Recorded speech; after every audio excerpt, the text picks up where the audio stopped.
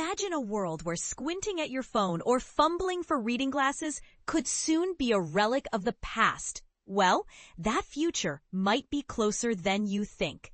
The U.S. Food and Drug Administration has just greenlit a groundbreaking treatment called VIZZ, once-a-day eye drops, designed to restore clear near vision for millions battling age-related presbyopia. This innovation could revolutionize how we approach aging eyes. But here's where it gets controversial. Does this truly eliminate the need for glasses, or is it just another temporary fix in a long line of solutions? Let's dive deeper. Presbyopia, the natural decline in our eye's ability to focus on close objects, typically kicks in around age 40. For decades, the only options were reading glasses, bifocals, or squinting to compensate. But now, VIZZ offers a new path. Its active ingredient, aceclidine, works by mimicking the pinhole effect, a phenomenon we've all experienced when squinting. By gently constricting the pupil, the drops allow only focused light to enter the eye, sharpening near vision without overworking eye muscles. Dr. Asaf Halali, an ophthalmology expert in Israel, explains it like this.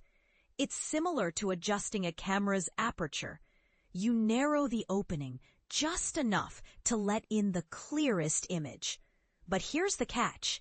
Earlier treatments like Vuity, which used pilocarpine, came with drawbacks like blurry vision and eye strain.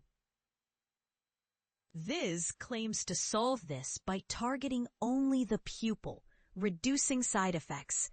Clinical trials spanning over 30,000 treatment days showed milder reactions, less headache, fewer feelings of heaviness, and shorter-lasting blurriness. The effects also last longer, up to 10 hours versus 6 with older formulas.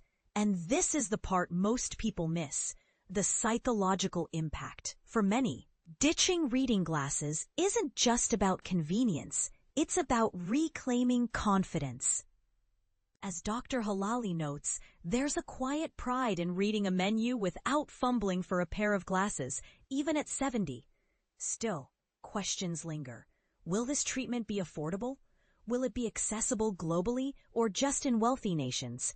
And what about long-term effects? The FDA approved it for the U.S., but Israel and other regions are still waiting. Meanwhile, critics argue that relying on daily drops might create new dependencies. Should we be celebrating this breakthrough? Or cautiously optimistic? Share your thoughts. Do you think VIZZ marks the end of the reading glasses era? Or is it just another stopgap solution? Let's spark a conversation in the comments below.